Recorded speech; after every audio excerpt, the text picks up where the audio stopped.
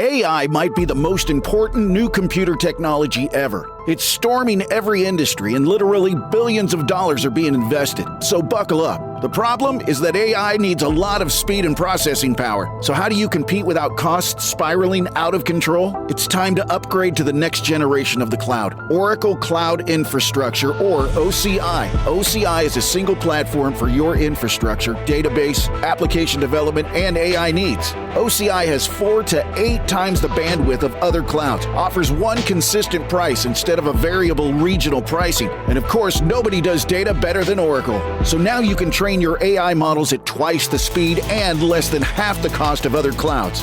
If you want to do more and spend less like Uber, 8x8, and Databricks Mosaic, take a free test drive of OCI at oracle.com/automate. That's oracle.com/automate. Oracle.com/automate.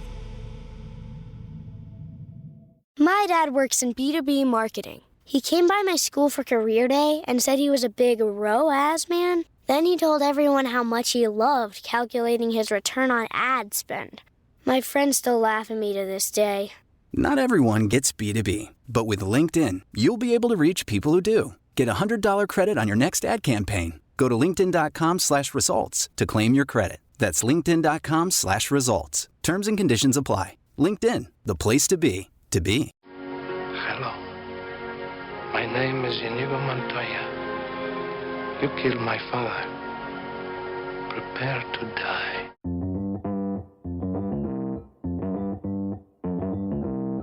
Live from Joe's mom's basement, it's the Stacking Benjamin Show.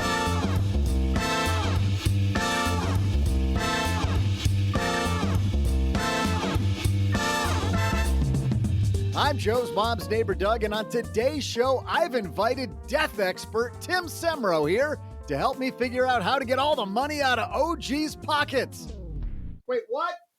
That's not why we're here. Well, why else would Tim be here? I mean, it can't be both. All right, you're the boss. Hey, Steve, can you roll the music again for me? Today, you'll learn everything you need to know about what to do with your stuff, apparently, when you die with certified estate planner attorney Tim Semro. In our headlines, more celebrities in the news, dead ones. We'll talk about what we can learn about estate planning from the rich and famous. And for our TikTok minute, estate planning on a major TV show? It sure was. We'll share a clip. Plus, we'll answer lots of questions from stackers who thought, you know, I'd better call Saul-Sehy, OG, and in this case, Tim. And then I'll share some inked trivia. And now, two guys who've promised to leave everything to me after they die. The script is legally binding. It's Joe and OG. And the guy who can prove it's legal, Tim. Hey there, Stackers. Happy Wednesday. Welcome to the show. People are dying to get on. Get it, Doug? You're killing me. The Stacky Benjamin Show. You're here. Sit back and relax because we have an hour of financially nerdery stuff going on today. Death-related stuff, which is always fun when we talk about death with a guy across the card table from me, Mr. OG. How are you, man? I'm still living, I guess. So far, so good. Just got to tell Doug that. Hey, Doug, he's still alive. The pillow trick last night didn't work. Can we do something with his makeup so he looks more lifelike? Yes.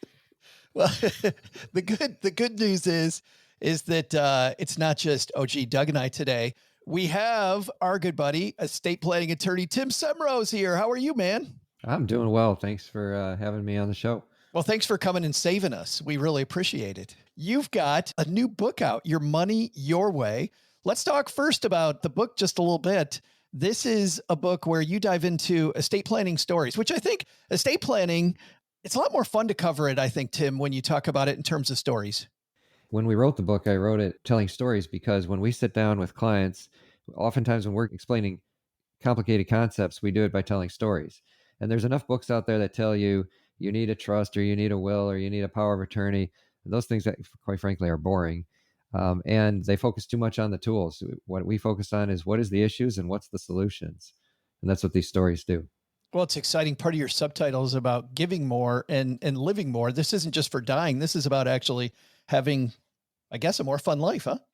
Yeah, and a lot of people find out that, especially with charitable giving, for example, they say, "Hey, I want to leave some money to my charity when I die." And oftentimes the conversation goes to, "Hey, you could leave some money to them now, give them money now and see how they handle it and get a lot of satisfaction out of that, and maybe an income tax deduction, by the way." I remember that, Tim, from the time I was a financial planner, when parents had enough for their lifetime and they would give it to family members or causes they like while they were alive. Like, it was so much. I could never figure out why this was always just talking about when I die. I don't think it really needs to be when I die.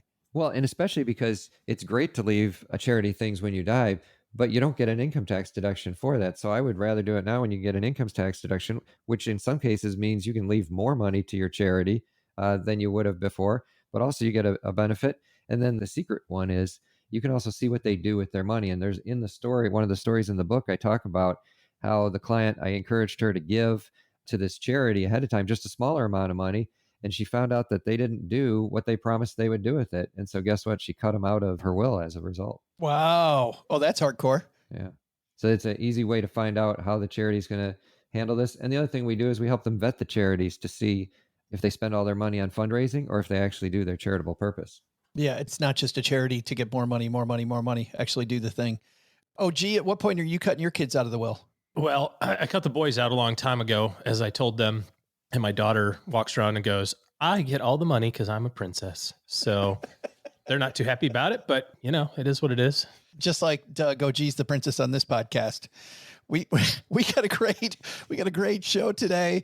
We got attorney Tim Semro with us. We've got a bunch of your questions that you asked in our basement Facebook group. We're going to ask Tim your questions, hopefully help you get your estate planning right and make, as Tim said, a happier life for you now. I can't believe, by the way, Tim, when I got my estate plan done, just how much better I felt. Like, I put it off and put it off. And when I actually got it done, I remember walking out of the attorney's office and going, "This is phenomenal. I feel so good right now." By the way, for the book, before we get started, we'll have this at the end. We'll also have it in the show notes. People want the book. Where can they get it? Yeah, if they go to our website, semrohenry.com, that's semrohenry.com, they can hit the Trust Book tab and download it for free. Awesome. What I really appreciate you did when you titled the book, Your Money, Your Way, what most attorneys would have done would title that Your Money or Your Life, but you kind of took the nicer approach and said Your Money, Your Way. And I thought that was a really nice touch. Yeah, I appreciate it. And it's funny that the title was the very last thing I came up with.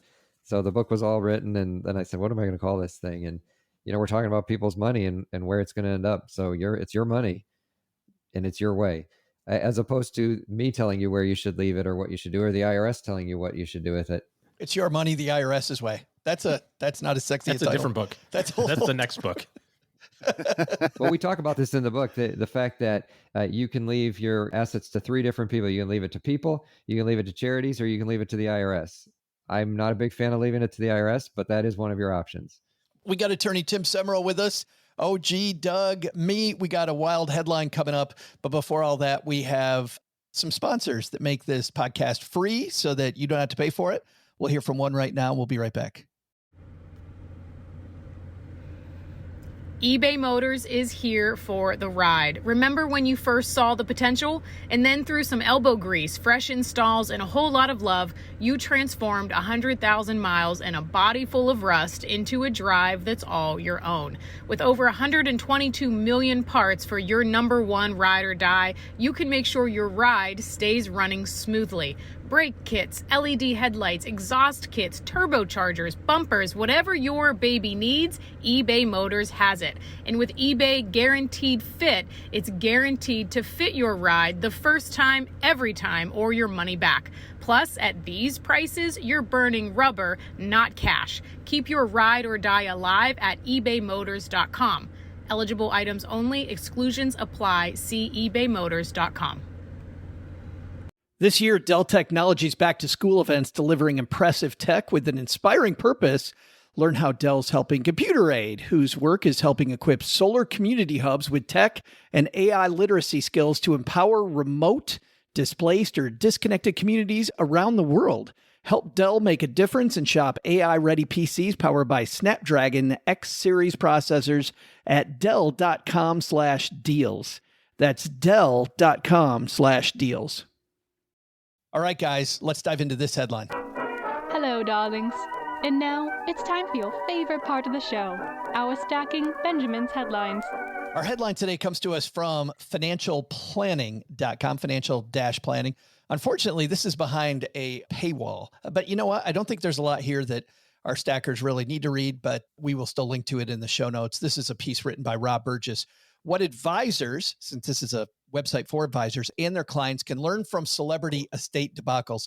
OG, you and I, on several podcasts, we've talked about the Aretha Franklin issue. Aretha Franklin, I think, had maybe more wills than she had birthdays. I think that how many wills at last count did they find for her? 37? The handwritten one in the couch was especially helpful. Yeah. Allegedly. After years of legal dispute in 2023, this piece says a judge found that the last one was the valid one. And I guess, Tim, I don't want to focus too much on Aretha Franklin, but if they find 5 different wills of yours, is that generally the case? Whatever was written last is the one that they go with? Yeah, ironically, they call it the last will and testament, but we've had clients do this where they want to sign 3 copies of the will. You can't sign 3 copies. The last one you sign is your one and only will. You can make a photocopy of it, but you can't sign several. And if you sign one every week for the next 3 weeks, it's the last one you signed. That's valid. By the way, my son, Nick, who's rehabbing houses in Detroit, OG, we've talked about this before. He bought a house around the corner from the house where Aretha Franklin grew up. And there's lots of construction, like all over Detroit. Tons of people making these beautiful properties beautiful again. This piece says Franklin's far from the only celebrity to die without clear estate plans in place. Singer Tony Bennett's children are currently embroiled in a legal feud over his estate. And last year, the estate of actor James Caan lost its 5-year quest to avoid paying nearly $1 million in tax deficiencies and penalties relating to a partnership interest in a hedge fund in his IRA. I don't know that we need Tim to go into like what it means to have a partnership interest in a hedge fund in an IRA. Don't. But how does this get so complicated? It seems like, right. It seems like it should be pretty straightforward, shouldn't it?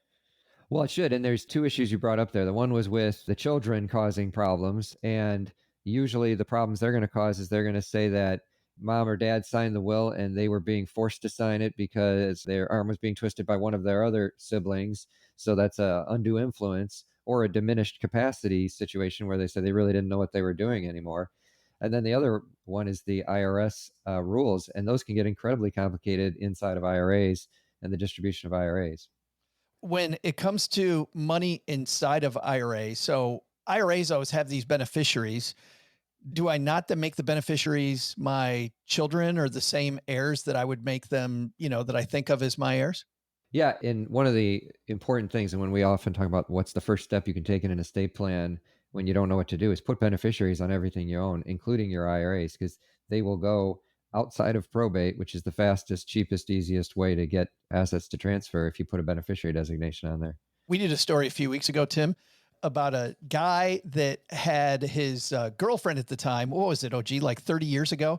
His girlfriend from 30 years ago, who's still was the best, still the beneficiary of the 401k for 30 getting years. Over $1 million of ex-boyfriend's money. Turns out she was not as benevolent to the family as they had hoped. Yeah, shocking. She still wanted the cash. But how she often was do you still see in that? love. She's like, I'm still in love with him. I'm still in love with him. I knew he was the one.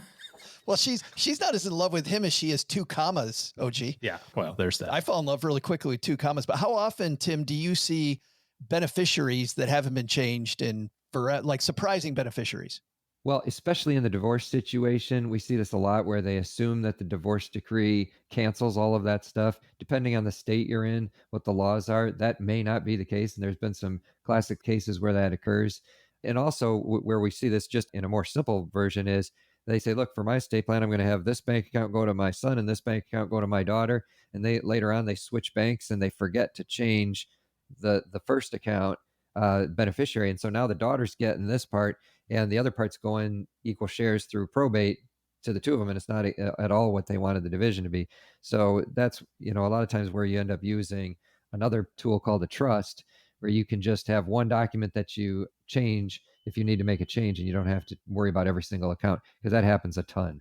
Those are obviously just a few relatively recent cases. This piece goes on to talk about actor Chadwick Boseman, musician Prince, and Doug's brother by another mother, rapper Tupac Shakur. People get them confused all the time, Doug and Tupac. They're part of a long list of artists who died without leaving a will. Can we talk about that, Tim? If you don't have a will, in fact, one of our questions today, when we were talking about you coming on this show, I asked people in our Facebook group for their questions and comments. And one person told me they don't know what to do, so they haven't done a will. And that's their procrastination. But if this stacker doesn't have a will, what happens to your stuff? One of the common mistakes people make is thinking that if you have a will, that you're not going to go through probate. Well, a will goes through probate, and if you don't have a will, you go through probate. It's just these are the instructions you're given to court to get to deal with your assets. The only way to avoid probate is to have a beneficiary designation on your account, or have it passing through a trust somehow where it's not going in your name. If you die with the asset in your name with no co-owner, no beneficiary, you're in probate, whether you have a will or not. But I would say the first step they can make, put a beneficiary on every account you have. At least then you're avoiding probate. You told us before we hit record today, something a lot of people don't know. Those probate fees can really add up, Tim, but those aren't what people think they are often. Yeah, so this is a secret that attorneys don't like to talk about, but every court has a court schedule, or there's a state statute in the state that you're in that says that they won't challenge the fees if they're this amount or less. So attorneys will come and say, well, that's the court schedule, and it says right here they will approve these fees. So that's the schedule, and that's what you have to pay. Here's the secret. Those fees are negotiable. You do not have to pay a percentage of the assets to an attorney. They can bill it hourly. They can bill less than that statute. And here's why that's important. Let's say that you have an estate that has two assets. It has a bank account and a house. Right. All I have to do is file some papers to get that house transferred. I have to file a couple of papers to get that bank account transferred. That's a lot less work. And one beneficiary, by the way. If I have minor children, I have a special needs person who's under disability. If I've got multiple assets that are more complicated, partnerships, real estate partnerships, or just LLCs, things like that, it can get a lot more complicated. But if I have a very simple one, there's no reason I would need to charge you 2 or 3% to do that. I can do it for a lot less. But I can imagine if somebody has a business and they haven't done a will, or they've done a will and it's going through probate like that. I can't imagine like a business that might be your only part owner of could be well worth the 3% fee. Well, there's a really important reason there. One of the things you have to do in probate court is you have to value the assets. And probate court records are public records. So if I own a business and I have to file what I think the value is, and then the heirs want to sell the business, there's not a lot of negotiation going on when I can just look up and say, well, here's what you think it's worth. Yeah. At what point, OG, in somebody's arc of business, right? I mean, I can't imagine if you and I are starting a business today that we're going to talk about, hey, how do we divide? Say, I'm good, man. We've got one already. I don't need to start another one with you. Like this has been great, but I don't know that I need another one at this point. Working with OG, Tim, is where all my hair went, and the little that's left is all gray, just so we know. Sure. But let's say that you're starting a business. You're not going to talk about this type of estate planning Tim's talking about right away. At what point do you sit down with a business owner and go, what if one of you dies? Well, I think that's a good point. But the other problem with this is the way that you go through and start trying to solve this problem is also under review right now. There was recently, Tim, I don't know that maybe you caught this or not. There was recently, I don't know, this is an IRS case, maybe something, where a very popular strategy to kind of help with that transition is to have the owners own different life insurance policies and so on and so forth. Got kind of tipsy-turvy in the IRS courts not too long ago. Basically, the IRS said, correct me if I'm wrong here, Tim, but I think the IRS said the value of the insurance is also included in the value of the business. So back to like trying to calculate how much it's worth, and some of that, sometimes that has an effect on succession planning, or it has an effect on potential tax bill, if you owe taxes to your community or to your state or, federal, depending on the value. They were saying that the value of the insurance, so you have this $6 million business and everybody's got $2 million of insurance on each other for 3 owners. Well, maybe that's actually an $8 million business because the business got another $2 million cash infusion, which obviously is silly because then you go, doesn't make wait sense. a second. Now I've got to pay $3 million to get out of this, but I only got $2 million in cash to do it. And, there's a lot of downstream effects on this. But I think the bigger issue is having the discussion of what are we going to do? And I think all of this boils down to, what Tim was saying is doing nothing is not a great option, because there is a plan for you if you do nothing, right? I mean, there's, the court cases and the IRS and whatnot, they have a do nothing plan. If you want something other than the do nothing plan, you have to be talking about it and thinking about it and making some affirmative changes. But back to my question, OG, when does that discussion happen? When the business finally starts turning a profit? I don't know that there's a hard and fast rule on this. I mean, I don't know that you want to peg a certain dollar amount. At any point, a business that's worth something, whatever it is, if one of the owners passes away, then it's going to be a mess one way or the other. Whether the business is a small family business that has, a few employees, or if it's a big giant private business that has 500 employees. Either way, it's going to be a mess. You have to think about not only the succession planning of it, like who's going to be in charge, but also, what are all the financial ramifications of me not being around at the smallest level? I don't know why you wouldn't. Well, and on top of that, when you have that discussion is important. So you may have that discussion very briefly at the beginning when you first set up the company, but it's not a one and done situation. Things change over time. So you need to have that discussion regularly, because what you thought when you first started the company and you had one partner and you thought that the company was going in this direction, and all of a sudden later on you've got several more partners, or the business has gotten a lot larger, could be a totally different solution than you originally thought of. Well, apparently Doug thinks about when OG's dying like daily based on the Open Today show. He's always on my mind, to quote Elvis Presley. A girl can dream. We will, again, link to this piece on our show notes page at stackingbenjamins.com. Time for us to transition over to our TikTok Minute. Tim, this is a part of the show where we shine a light on a TikTok creator who's either doing something brilliant on TikTok or air quotes brilliant. Which one you think we have today, brilliance or air quotes? I'm going to go with brilliant. Well, this one actually, I think, OG's sucker. OG you guessed wrong, sir. Is shaking his head. No. I think this one actually is brilliant, because this gentleman on TikTok called the Probate Pro is actually looking at one of the most popular comedy shows out. This show is called Curb Your Enthusiasm. This is a discussion from the show between Larry David and Richard Lewis, and then he's got some commentary at the end. So let's listen into Larry and Richard, and the Probate Pro introduces the segment. Have you seen the recent Curb episode in which Larry David and Richard Lewis discuss their estate plans? Hilarious stuff. But what about the law surrounding all of this? Let's watch. I'm leaving you in my will. I'm tweaking it, and you're in it. No, don't do that. It's done. You're in. I don't want to be in. I have money. I don't need it. Give it to someone who needs it. When I die, I want you to know how much I care about you. I'm not going to keep it. I'm going to give it to charity. You're my best friend. You're getting it. No, I'm making a Sherman-esque statement about the will right now. I'm sick of your historical references. If nominated, I will not run. If bequeathed, I will not accept. Well, I'm bequeathing. Well, I'm not accepting. You'll have to accept. Don't give it to me. You have every right to discuss your estate plan with your friends and family. And no, you don't have to receive a gift that's given to you. You can disclaim it saying you don't want it. And lastly, you can assign your gift to a third party, to another family member, or in this case, to a charity. So Larry... If I know, though, Tim, that somebody, if I'm giving my money to Larry David and Larry David's telling me, I don't want your money, do you see people still give it to him anyway? Or do they do what this gentleman's saying? They just deny the gift, just go, nope, no, thank you. Usually what we see them do is disclaim or deny the gift. You can have that conversation, but it's kind of like in that clip. If people want to leave money, they have it set in their minds that they want to leave money to that person. If anybody wants to leave money to me or OG or Doug, but specifically me, really. We will not deny it. We will. Nor disclaim it. Fully accept the gift. I will exclaim it, if that counts. Yay! But if you have a gift, let's say that I'm doing okay financially, Tim, but other people in my family are not doing okay, and I get left a gift.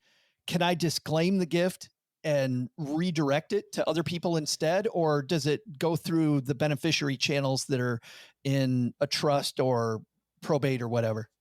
Yeah, usually what's going to happen is when you sign a disclaimer that says, treat me as if I've predeceased, and therefore you're not directing what's going to happen to it. It's going to go to the next beneficiary listed in the line of beneficiaries, if it was in a trust document or whatever. Usually you don't have the ability to direct it. That's an unusual situation that he was bringing up. Tim, I have a slightly different question. Is there any reason why you would want to deny or redirect, whether it's tax implications or anything else legal, that why somebody might not want to take something that was bequeathed to them? Yeah, here's a good one. Tax implications, yes. If you already have a high net worth and you're already in the estate tax situation, you like in that clip, you might say, I don't really need it. I don't want it. But what about like a timeshare? A lot of people don't want to deal with timeshares and they end up saying, well, I have to take mom's timeshare because she left it to me. No, you don't have to. And we've actually had cases where we let the timeshare just sit in probate. Oh, that's fabulous. And we just don't even open probate because they don't want it. It's the ultimate reverse card on Uno to the timeshare people. The best. Are you saying the best way to get rid of your timeshare, Tim, is to die? There are a lot of people. I can tell you I will not buy a timeshare based on all the clients I've talked to. Yeah.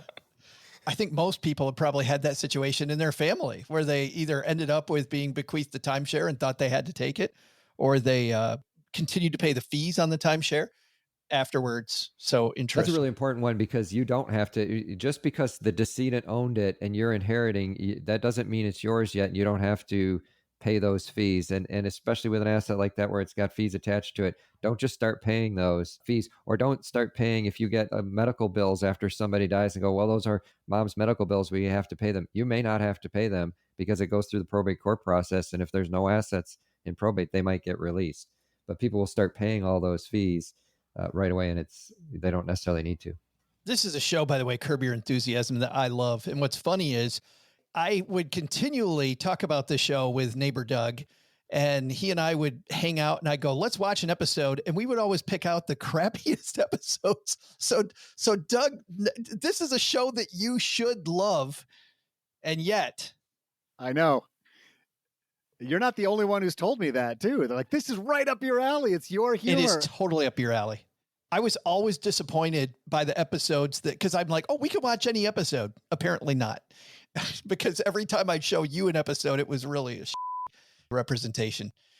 Coming up in the second half of the show, we're going to have an extended Q&A with Tim. These are not our questions. These are your questions that you guys that are in our Facebook group, The Basement, submitted.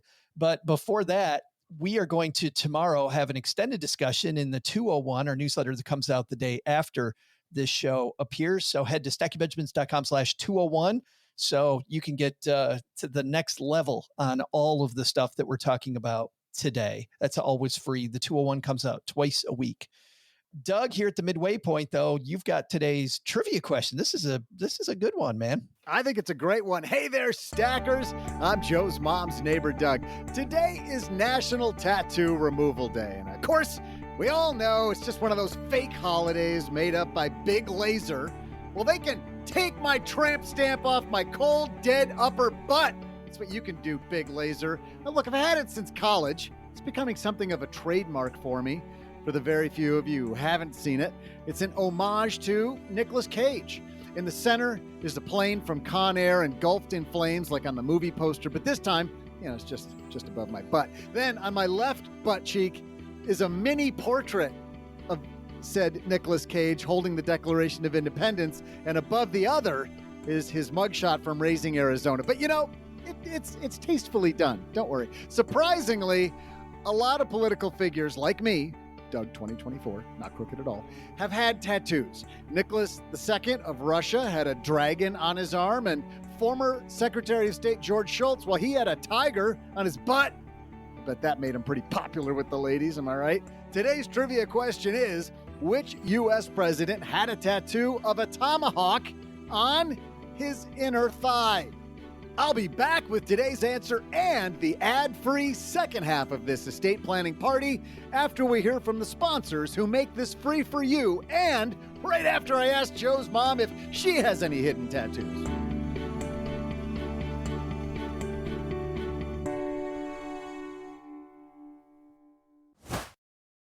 Want to actually feel relaxed when you buy your next car? You deserve a hassle-free buying experience. See for yourself how Navy Federal Credit Union can make the car buying process simple and with all the options you want and all in one place. From start to finish, Navy Federal's Car Buying Center has everything you need to finance, to buy, to research, to protect, and enjoy your next car. Now that you've got that car, how about a new house to park it? Well, Navy Federal's got you covered there too. They've made it their mission to help military members and their families tackle home ownership. The pre-approval process is super easy. You can do it on their mobile app, online, or by phone. It's all so fast, you get a decision in seconds. Find out more at NavyFederal.org. Credit and collateral subject to approval. Navy Federal is federally insured by NCUA, equal housing lender. Loan subject to approval and eligibility requirements. Membership is required. Terms and conditions apply. Learn more at NavyFederal.org. Open to the Armed Forces, the DoD, veterans, and their families. And now a word from our sponsors at Betterment. You want your money to be motivated? You want your money to rise and grind? Do you think your money should get up and work? Well, don't worry, Betterment's here to help. Betterment is the automated investing and savings app that makes your money hustle. Their automated technology is built to help maximize returns, meaning when you invest with Betterment, your money can auto-adjust as you get closer to your goal. Rebalance if your portfolio gets too far out of line, and your dividends are automatically reinvested. That can increase the potential for compound returns. In other words, your money's working like a dog, while you can be sleeping like one and snoring like one too. You'll never picture your money the same way again. Betterment, the automated investing and savings app that makes your money hustle. Visit Betterment.com to get started. Investing involves risk. Performance is not guaranteed. Small business owners, State Farm's there with small business insurance to fit your specific needs. Whether you're starting a new venture or growing an existing one, State Farm helps you choose the right coverage to protect what matters most. Working with a local State Farm agent helps you understand your coverage options, offering local support to help you achieve your goals. Focus on turning your passion into a thriving business, knowing your insurance can change as your business grows. State Farm, here to help you succeed with your business. Like a good neighbor, State Farm is there.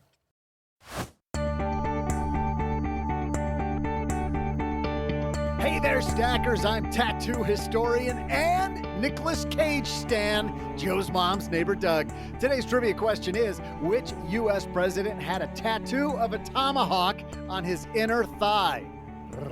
Well, without even looking, I can tell you it wasn't Chester Arthur. I'm a bit of an Arthurian. I'm an Arthur-phile. We'll just put it that way. I can't be the only one with a Chester Arthur poster over my bed. My favorite fact about Chester Arthur is that he was famous for his sense of style, much like myself. People even called him Elegant Arthur. Reminds me of how some people call me Dignified Doug. Who is answer? that? That's what they call me when I wear my bow tie and nothing else. The answer, I'm getting to it. According to the University of North Carolina and other sources, it was Andrew Jackson who had a tattoo of a tomahawk on his inner thigh. And probably, still does. And now, back to Joe and OG. And Tim. OG, I bet you knew, you're a big fan of Andrew Jackson, so you knew he had a tomahawk on his inner thigh. I did not know that. My guess would have been FDR. No, Teddy Roosevelt. Sorry. My guess would have been Teddy Roosevelt. More outdoorsy guy. We went to our friends in the Facebook group, The Basement, stackingbenjamins.com/basement, if you'd like to join us there. And Tim, they had some really good questions. And what's great is how much these actually line up with the topics in your book. In fact, you start off with a story about a couple that wants to figure out what to do with their cottage in their estate plan. And in fact, Leona has a question that might be similar. So let's tackle Leona's first. What's the best way to leave a property to two adult children? Joint tenancy with rights of survivorship, tenancy by the entirety, tenancy in common or in a trust. We want them to be able to use or rent a large vacation property that they own and be able to sell it if they decide to do so. Thanks, Leona, for the question. What do you think about that, Tim? Yeah, that's a great question, because if you own it tenancy in common, any of the owners can force a sale through what's called a partition action. And a lot of times that isn't what the parents wanted when they left it to the kids, is they don't want one of the kids to be able to force a sale, especially if the other kids don't have the ability to buy them out.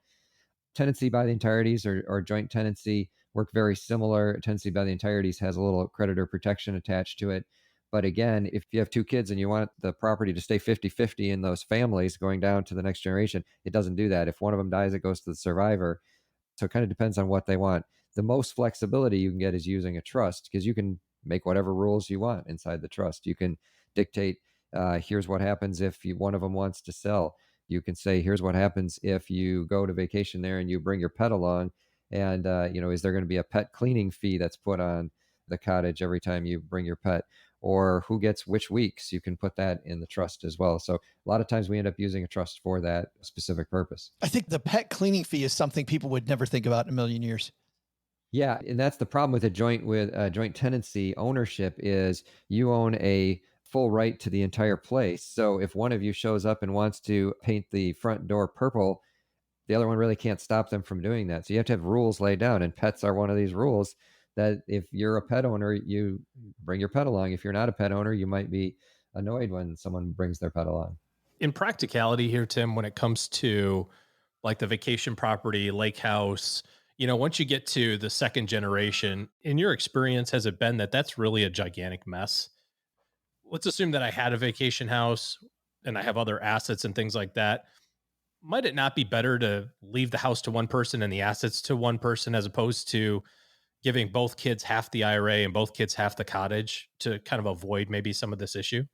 Yeah, this is a tough one because that would make a lot more sense. And I do like to encourage that, especially when you have one kid that lives farther away. And what if they don't want to be involved with the cottage anymore? But what you run into is these personal issues with the family where the mom and dad say, look, growing up, everybody always spent time in the cottage. We want the kids to spend time together at the cottage. How do we encourage that type of reuniting in this cottage rather than them looking at it as just a gold mine?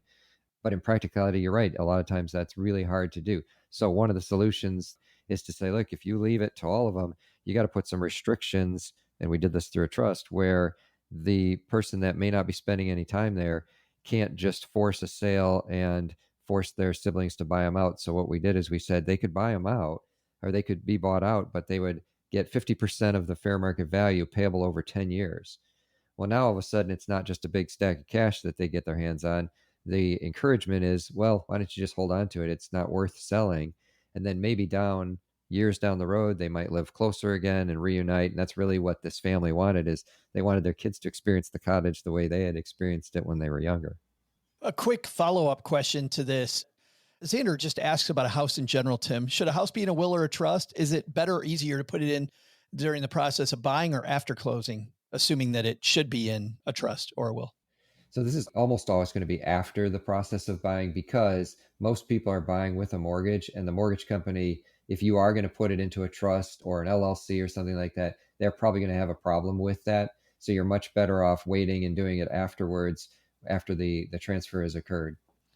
In the second chapter of your book, you go over terms, some important terms. And I think Mark has a great question on this one. He says, what makes a good executor? And let's add to that some of the other terms people might need to know in an estate plan. Contingent trustee would be another one. Who's good in these different roles people have, Tim?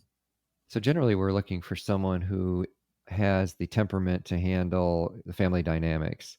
And I'll give you an example. Recently, I have a client who passed away, and they picked the child who is an airline pilot as their trustee. Airline pilots can deal with all sorts of stress. He was the perfect guy to be the trustee among his siblings who may not have been getting along so well together. You want to think about who can handle the family dynamics, who can meet with the professionals, the attorneys, the CPAs, the financial advisors. In the old days, it used to be they actually had to marshal the assets, meaning, they had all kinds of stuff they had to do. The executors and trustees don't have as much physically to do anymore, except for one thing that I'll bring up in a second. So it's really more just dealing with the interpersonal relationships. But there is one thing, all the stuff in the house. So the personal property, that's always an issue, and someone has to clean it out. And that sometimes can be a problem. I would just hire that job done, but a lot of people insist on they want to clean out all of the mom's stuff. And if mom was kind of a hoarder, this can be a real problem, and it's real physical work. Doug, did you have something there? I saw you put your microphone up for a second. Oh, I was going to OG was getting all chuffy about, airline pilot, that's me. For people not watching us on video, OG was like, oh yeah, I'm the perfect person. I didn't say that was me. I was Agree. We can tolerate a lot of BS. I totally walked into that. I wasn't thinking that OG's a pilot when I said that. Nice job, Tim. As if his ego needed a little more. When I was first a financial planner and then I got married before we had kids and just kind of getting started, I was trying to drink my own Kool-Aid, right? We recommend estate plans. So I got my estate plan done. And the attorney that I used at the time had I thought, a pretty great thing. And maybe you do this, Tim, as well, is he would send a letter to everybody who was in the estate plan and just said, hey, if OG gets hit by a bus, you have something to do, save my contact info, basically. And this was, in the late 90s. It was all paper mail. So I had decided in discussing this that I didn't want to put the burden of making the decision of, extending life to my new bride. And I couldn't do it to my mom. So I had decided that would be my next older brother. And so he gets this letter and it says, dear Justin, you have this thing. And so my brother calls me and goes, hey, I got this letter from an attorney. What the hell is this about? And I said, oh, well, this is a really important thing to me. And I explained it to him. He goes, so I'm the one in charge of pulling the plug. And I go, well, I mean, to put it mildly, yes. But, look, this is a really important thing. He goes, awesome. So when do I get to do that? Can I do it now? So be careful in who you select in these different roles, because some of them may be a little bit more excited to fast forward to the end than others. Well, a big problem that I've seen, Tim, I know, OG, you're joking, but I'm not actually, but that went exactly. I was a fair representation of that conversation. Something I know, OG, that you and I have both seen is that people have this person as the executor or the trustee who is, and more in the executor role, I suppose, that just wants to make everybody happy, regardless of what the estate plan says. It always seemed to me, Tim, that you're better off if you've got somebody who's better off as being seen a little bit like they're just going to follow. They're going to follow whatever the estate plan says. And I don't really care what you think if you're not the person that wrote this out. Would you say that characterization is true or no? Well, you definitely, and by the way, the difference between executor and trustee, one's in the will, one's in the trust, but you're right, they do pretty much the same thing. You do want somebody who's going to follow those rules, because that's their only choice, is what the will says and what the trust says, and you're not going to make everyone happy. So they do have to kind of stick to their guns. And a lot of times we have to be the bad guy, because they'll bring us in and say, I don't really, and I mean, I've had cases where the family doesn't even get along together and we have to do all the communicating rather than the executor or the trustee. Bet those fees are not negotiable then, huh? Yeah, exactly. That's where you earn your money, Tim, right there. That's when you pull out the court schedule and go, well, the court says here's the schedule. So I have been involved in some difficult conversations over the years. Yes. And a lot of the time, Tim, is it true that they don't fight over the important stuff? They fight over the stupid crap. Okay, yeah. We had a case one time where it was a rock that sat in the front yard, and everyone wanted this rock because it meant a lot, and they spent a lot of money in litigation arguing about this rock. Was it made of gold? No, it was just diamond of some kind. Nope. It's a quarry rock that the landscaper couldn't move when they built the house. Yeah, and it was a very important family, I don't know, memento. Unbelievable. Sitting out there in the yard. The rock. Yeah. Two more quick ones here, Tim. Several people ask, Corey is one of them, but I know a couple other people in here ask this. If I have my estate plan done in one state and I move to another state that may have some different rules, do I need to get that estate plan redone? This is a great question. Now, the Constitution of the United States full faith and credit clause says if you sign it and it's valid in the state you signed it in, it'll be honored in the other states. But the laws are different, right? So sometimes it does make sense to talk to somebody, but you don't necessarily have to make changes. So hopefully the attorney you sit down with, the attitude they have is, does this work in this state? It might not be exactly mentioning the lineup directly, but does it work? Because I hate to just redo a plan just because you moved from a different state.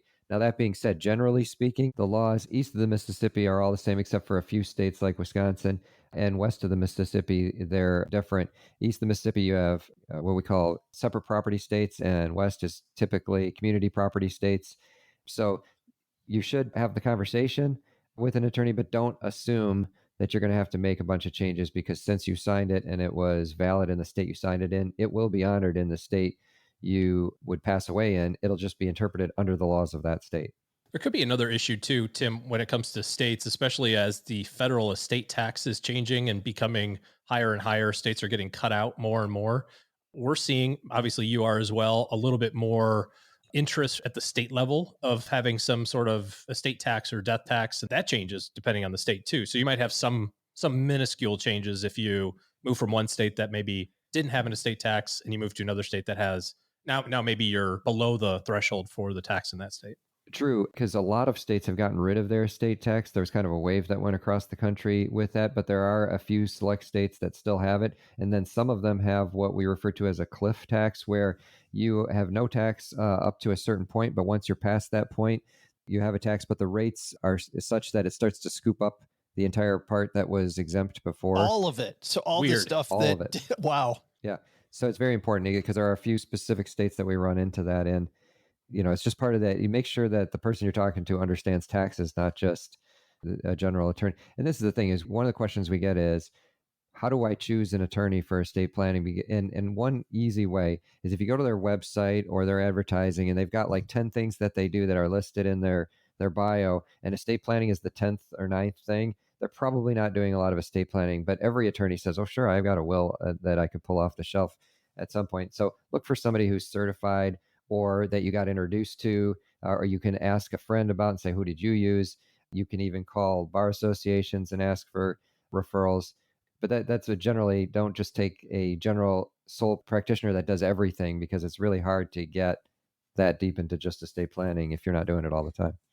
Last topic I want to hit is around kids. We have a couple important questions about, obviously, your children that we will not only be beneficiaries, but Tracy's question is around disabled kids, but will have careers, she writes. How do we protect our assets for them once they transfer, to protect them from not great people, Tracy calls it, who may come into their life if we aren't around?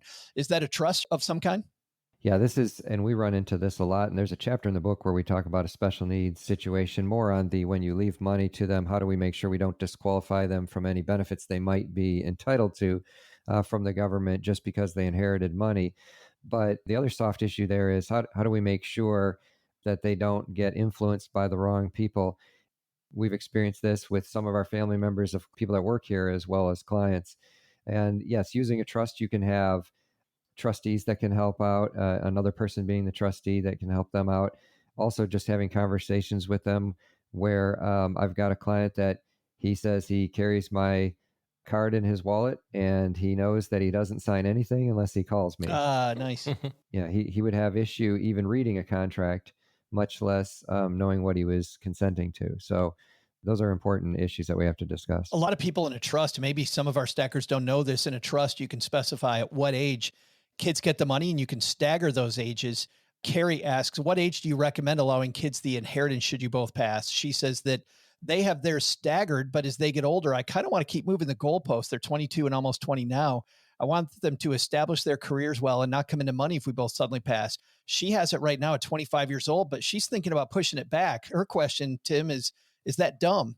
No, and I've even had a client that said, well, I want to push it back to 55. And I said, well, At some point we got to let them, leave the nest. But it's a good question of when, and so a lot of times what we'll do is, instead of putting an age when they have that concern, is to say, look, usually the mistakes that are made are within the first 18 months after somebody passes away. So when we sit down with people, we say, look, for the next 18 months, try not to make any big decisions. One thing we could do is you can put a co-trustee for the first 2 years or 3 years. So you say, look, as long as you're age 30, you can take over your allocation in the trust, but we're going to have a co-trustee there who you can bounce ideas off. And then, you have to get their consent to take distributions. So they kind of learn, what does it mean to have whatever this inheritance is, and how will that affect my life? Because it's not just, I can do some really cool things for the next year. We'd like this to last over their lifetime. The other thing is, a lot of attorneys will put in staggered distributions where they say, well, at 25, 30, and 35, you get a third at each stop. So that way, if they kind of blew the first third, then, they have another chance at it. I like the general idea, but what I don't like is just handing them the cash at those ages, because what if they were going through a creditor situation? They had a lawsuit against them. They had a divorce. They had a bankruptcy. All of a sudden, this money could be subject to that creditor. What I'd rather do is have it be in trust, hand them the checkbook, meaning that you are now a trustee, maybe even just a co-trustee, but a trustee of it. And if we wrote the trust right, it has creditor protection where those creditors can't touch the assets. I want to end with Melissa's question, because this is a question that maybe a lot of our younger stackers have. I'm single and I don't have kids. Do I really need an estate plan? Well, what you want to do is not be in probate. So your estate plan that you need is to have beneficiary designations on all your accounts. So that way we don't go through probate when you pass. But you might say, look, all I got is a bank account. I don't own a house or anything. Just put a beneficiary on that. You can, in most states, put a beneficiary on your car if you own a car, and that covers you for the time being. What I'd rather you have is make sure you have a healthcare power and a financial power so that if you're alive but need some help, you've got people that can help you. That's a more likely issue than passing away when you're younger. Thanks to everybody who asked us questions. Thanks, Tim, for answering those, because obviously some really important stuff here that you do. And I know that you helped a lot of people. So thanks for being the mentor for all of our stackers today on that. We usually have this happen at the end of a meeting, the estate planning meeting. Then they'll say, well, I have a couple other questions. And I go, great, let's play Stump the Lawyer. I was concerned, OG. We didn't make him sweat. No, not at all. This was so easy. Yeah. We'll have him come back for version 2 of this. Yeah, I'm a little annoyed, Tim, by how easily you handled that. We got to do better, stackers. Get your game up. Doug, we've got a back porch today. You found some evidence on a popular TV show of some estate planning. I did. Can we play that? Absolutely. Set it up for us, Doug. Yeah, so this is a great scene where some of the primary characters in Always Sunny in Philadelphia are meeting with an attorney. The attorney walks into the room to begin the reading. I am so sorry. My apologies. I'm so busy today. It's good to see all of you. Yeah, that's quite all right, sir. Don't worry about it. Listen, would now be a good time to say a few words about my wonderfully warm and caring mother? No, just, get to the reading part. Get on with it, man. Let's go. All right. Which one of you is Frank Reynolds? Go. Okay. Frank, I have something here that I need to read to you from Barbara. Frank, if your fat monkey heart is still beating, then congratulations. I want you to know that I hereby leave all of your money to Bruce Mathis, the real father of my children. What? Bruce Mathis? A handsome man with a beautiful soul and a nicer penis. You're giving all my money to that jerk off? You know, Mr. Reynolds, I'm reading what's on the document. Why are you giving it to him? I'm not She barely even knew him. Yeah, I'm not giving any money to anybody, you see. I'm just reading what's on a will. Where is that rat? Sir, I don't know. Because I want to smash his face until he's dead. Killed dead. Frank, we should forget about Bruce. Mom just gave away all of our money. You know what? We should just move forward, okay? For my darling son, Dennis, presumably, I give you my house. Yeah, okay. Well, yeah, now it's starting to make sense. Read on. On the sole condition that Frank not be allowed in. I would never let him in. What? Deandra, Yes. you get nothing. You were a disappointment and a mistake. A mistake? We're twins. Yeah. We were born at the same time. What are you talking about? You're not making any sense. Tell that it doesn't make sense. Okay. I'm reading the words that someone else wrote, okay? I don't know your mom. Never met your mom. In fact, I'm certainly not speaking to your mom now because she's dead. Yeah, we know she's dead. We're venting because we're frustrated. You tell her she's a... That always been a... Well, what about jewelry? Does it say anything about jewelry? It does say something about the jewelry in here in that she wants to be buried in it. Oh! It just keeps getting better. Tim, you ever get the opportunity to tell one of your clients' beneficiaries that they were a disappointment? You know, it's interesting because every once in a while we'll have a meeting after somebody passes away and the whole family shows up and you can tell that they're expecting this Hollywood reading of the will. We don't really do that. We'll hand out a copy of the will where everybody else see it. And no, I haven't had any surprises. Wait a minute, on the negative side. you don't pop like a VCR tape into the thing and there's your client in a smoking jacket. It's like Brewster's Millions. Yeah. And do you have a special room that's all wood paneled? Because it seems like they're always in these beautiful rooms that are wood paneled with books everywhere. Yes, and we have, we're all smoking cigars. No, that doesn't happen that way. Now, I have had the opportunity, and it's a lot of fun, where I get to call someone who had no idea they were getting anything. And, you know, it's a life-changing event. So I called this kid who is just 1 year into college, and he was, you know, trying to figure out how he's going to pay for everything. And his, you know, aunt that he really didn't know that was from a long time ago left him $400,000, and that could pay for his college and it could start his life. And he got very emotional. And that was a great phone call that I got to do. And it's funny because I said, I didn't do any. I'm not the one who left him the money, but here I am kind of taking the credit in the phone call. Just like this guy's taking the credit. Yeah. How quickly did that kid drop out of college after you made that phone call? This kid was a good kid. And so he actually did. Now I have had other ones where we were supposed to pay for the college and they do this trick where they think, well, I'll just register for classes. He'll pay for the college and then I'll drop the classes and I'll get my refund. But what he doesn't realize is I've told the college if they drop the classes, send the money back to the trust. I've seen that trick before. For the record, when I die, I'm going to make everybody read that whole big giant book. We're just going to sit down and read that whole thing. And then I'm going to put all sorts of fun little Easter eggs in it. That book, Your Money, Your Way? No. The big estate planning book, like the big, the big binder that they send you. We're going to Article 1, wherefore thou unto pertaining. The party in the first part and the party in the second part. Wake up for this. You got to stay awake for the whole thing or you don't get any Stay awake. cash. There'll be a test. There's going to be a test. Tim, thanks so much for joining us. By the way, one more thing before we tell you again where to get the book. And Tim, I know you've got a little special thing that people can get with the book as well. But before that, I'm going to be in Minneapolis Labor Day weekend, the Thursday before Labor Day. Head to stackingbenjamins.com/meetup if you want to hang out with me, a bunch of Minneapolis stackers, and people in the personal finance community. That's going to be on Thursday, the 29th of August. So coming up in 2 weeks, I'll be there 2 weeks and 1 day.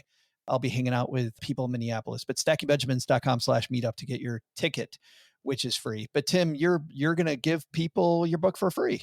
Yes, if they go to my website, semrohenry.com, and hit the Trust Book tab, they can download the book for free. And then along with that, they can get this estate plan readiness scorecard. So this is a scorecard that you can go through and figure out where do you stand in your estate planning journey? What have you done? How do you feel confident in the different aspects of your estate plan? And I've got 2 columns. The first column, you fill it in when you do this the first time, then go meet with your attorney, your financial advisor, your CPA, come back and then fill this in again, and you'll see how much you've changed and what you've done to get your estate plan in the right place. And the other thing we've put on there, since it is college time when people are sending their kids off to college, and I've got a freshman in college this fall. Is that where your hair went, Tim? Yeah, that's exactly where it went. This is the Semro Henry College Preparedness Plan, so they can download this. It's a list of all the things you should be thinking about when you're sending a child off to college, such as, do they have an Uber account, by the way, or a Lyft account? Do they have Venmo and Apple Pay? Do they understand credit? Because when they get to college, they get inundated with credit card applications, things like that. And then stuff that we can help them out with, like, do you have a financial power of attorney and a healthcare power? And we run into this where with my son, for example, he's 18 now. And does he want to call the doctor to set up an appointment? No, he wants mom to call the doctor for him. So she can't do that when he's 18. He's an adult. No, but with the healthcare power, she can do that. So some important information on there, and we provide that for free. They can also get that on my LinkedIn, Tim Semro at LinkedIn. Do you also have? And we'll link to those, by the way, on the show notes page. Yeah, Doug? I was just wanting to make sure that on that list, Tim, you've got how to treat a hangover. That's an important thing for a kid to learn how to do in college. Some things, their lawyer can't tell them about. Might stay out of that one. Right. Well, Tim, thanks so much for mentoring our stackers today. Doug, you got it from here, man. Well, maybe with a little help from Tim. What should we have learned today? Sure thing, Joe. I'll tell everybody what we should have learned today. First, take some advice from attorney Tim Semro. You should have an estate plan of some sort. Wow, that was good. So good, I'm going to ask Tim for another one. You should download my book for free. Bang. Mind blown. Where did they download it again, Tim? semrohenry.com. Well, that's weird. That's the same one he said last time. Doug? Okay, here's the biggest to-do. Never, ever, ever ask Joe's mom to see her butt cheek tattoo, no matter how many people you think have seen it already. Thanks to attorney Tim Semro for joining us. You'll find Tim's new book, Your Money, Your Way. Keep the most, give the most, and enjoy true peace of mind. 5 stories about establishing trust at semrohenry.com. That's SEMROHENRY.com. Then hit Trust Book. You can download the book and your estate planning scorecard. This show is the property of SB Podcasts, LLC, copyright 2024, and is created by Joe Saul-Sehy. Joe gets help from a few of our neighborhood friends. You'll find out about our awesome team at stackingbenjamins.com, along with the show notes and how you can find us on YouTube and all the usual social media spots. Come say hello. Oh yeah, and before I go, not only should you not take advice from these nerds, don't take advice from people you don't know. This show is for entertainment purposes only. Before making any financial decisions, speak with a real financial advisor. I'm Joe's mom's neighbor Doug, and we'll see you next time back here at the Stacking Benjamins Show.